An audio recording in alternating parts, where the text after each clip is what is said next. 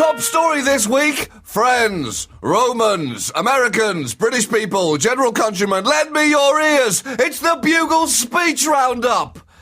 Who doesn't love a speech?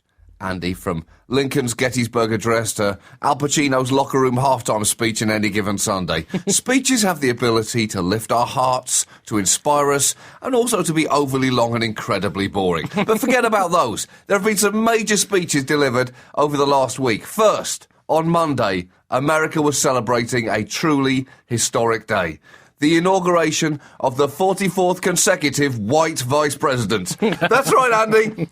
44 in a row. The streak continues. We did it! Woo! Of course, that wasn't the only historic moment. America also swore in its new president, although, to be honest, he looks quite a lot like their old presidents. Sure, his hair's a bit greyer, looks pretty exhausted. Frankly, I think we might have broken him. The point is, it was a huge moment in history, historically swearing in the first African-American president for the first time twice. Or to put it another way, swearing him in for the second time once. Whichever way you like to look at it. The point is, I was there, Andy. And when future generations say, where were you? Where were you, Grandad, when President Obama was sworn into office for the second time? I'll be able to say, I was there. I was right there. And I was making fun of it. And future generations will say, hold on, why, Grandad? Why would you make fun of such a solemn occasion? And I'll say, I mean, just because it was funny. I mean, I guess that's what I've spent my whole life doing. And they'll say, but why, Grandad? That moment must have meant so much to people. And I'll say, yeah, I mean, I suppose that was one of the things I was making fun of. And they'll say, so let me just get this clear, Grandad. You travelled down to a moment of history to mock it. And I'll say, yeah, pretty much. And they'll look down and say, I don't understand, Grandad. I don't understand how you could just waste a lifetime making fun of things. And then we'll sit in awkward silence for a while, and then another grandchild on the other side of the room who is busy shaving a penis into the fur on the side of the cat will look up and say, hey, Grandad, just for the record, I totally get it. In a dance as old as time itself. So, I mean, how was the atmosphere different to the wild excitement of 4 years ago, John? Because you were there 4 years ago as well. Well, yeah, I mean, it was historic but slightly less historic. It was excited but slightly less excited. Hopeful but slightly less hopeful. You know, it was good but not great. That was basically it. Sequels are so tough, aren't they? It's tough. It's tough when you come in so strong. It's tough.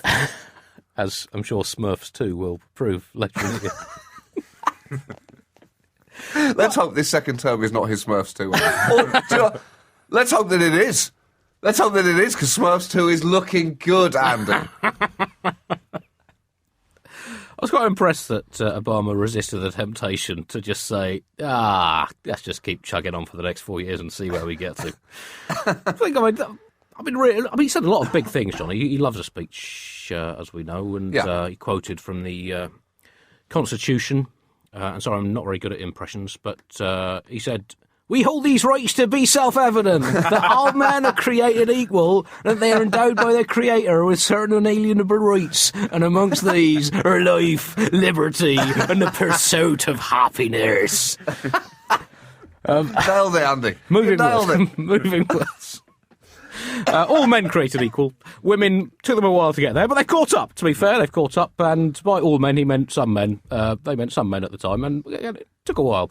Took a while to get there, but John, America has got there now. That all men being created equal stick took a while to filter through the intro, as we discussed last week, and there are a number of things that Obama sort of tried to suggest that America, from these principles of its foundation, have learnt by painful process of trial and error to modernise and adapt. He said, together we discovered that a free market only thrives when there are rules to ensure competition and fair play. Discovered very much in the same way that Icarus... It's like being back there again on Monday, Andy. Do you know that is the voice that his internal monologue works in? I believe that.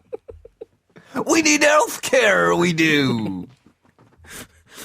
I think America discovered that the free market only thrives when there are rules to ensure competition and fair play, very much in the same way that Icarus discovered that wax plus heat times gravity equals splosh, or the same way that Chew-faced Pete learned that lions do not necessarily differentiate between zebras and people in zebra costumes. President Obama's second inaugural speech turned out to be, as you say, a soaring, inspirational call for unity and hope, and as such was treated as a divisive, aggressive call to arms. For a start, like you, I was incredibly impressed that he didn't start the speech with an enormous audible sigh before launching into the opening line, "OK, here we go again." Now, I don't think the history could have blamed him for doing that. Right, everyone, take two. Yeah. Instead, OK, scratch that, start again. I'm taking a mulligan. Instead, he made an argument for the importance of unity, saying, "My fellow Americans, we are made for this moment and we will seize it, so long as we seize it together."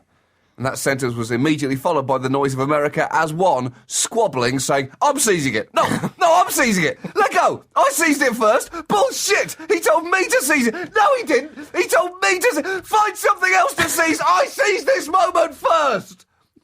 He then elaborated on this point, criticising the current state of politics, saying, "We cannot mistake absolutism for principle, or substitute spectacle for politics, or treat name-calling as reasoned debate."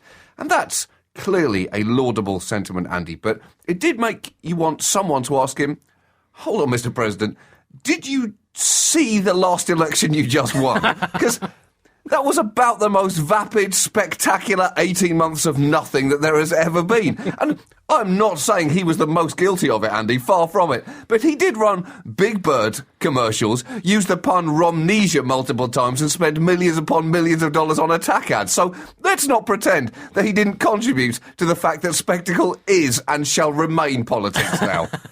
Well, we all learn from our mistakes, John.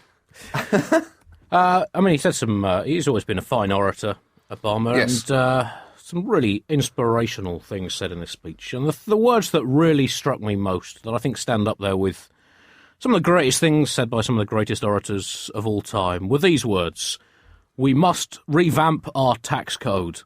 I could feel America swelling with pride and thinking, yes, we must revamp our tax code. In one truly phenomenal moment, though, he explicitly called for gay rights, saying, "Our journey is not complete until our gay brothers and sisters are treated like anyone else under the law. For if we are truly created equal, then surely the love we commit to one another must be equal as well." And it's not like that is a particularly radical statement nowadays, Andy, but it is fucking radical when it's coming from the mouth of a fucking president during his inaugural address. And the truth is, everyone has a checklist of things that they want in a presidential speech, like an ideological bingo card. And one of the many baseless criticisms of this particular president is that he's running a secular administration due to the fact that he doesn't answer every question with a Bible verse and doesn't have a cross tattooed on his forehead. But I have to say, for a godless president, he sure as shit seems to mention God a lot in his speeches, Andy. He said the word God 5 times during the inaugural address, and he's not alone in that, of course. The word God has become like religious Tourette's for American presidents. They just can't help blurting it out in the middle of any sentence. In fact, every US president in modern times has mentioned God in their inaugural addresses, apart from 2, Teddy Roosevelt and Rutherford B. Hayes. And that's probably because Teddy Roosevelt worshipped the god of shooting things with big guns, and Rutherford B. Hayes, I believe, was a witch. So that explains those 2.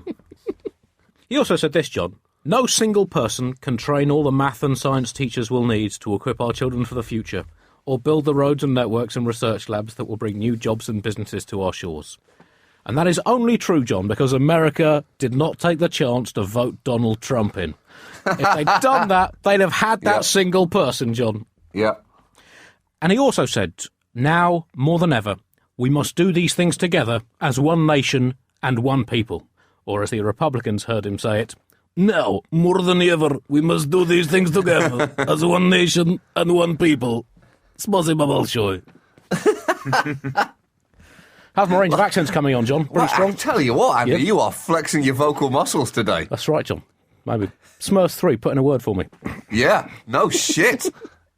Crazy Smurf has just been cast.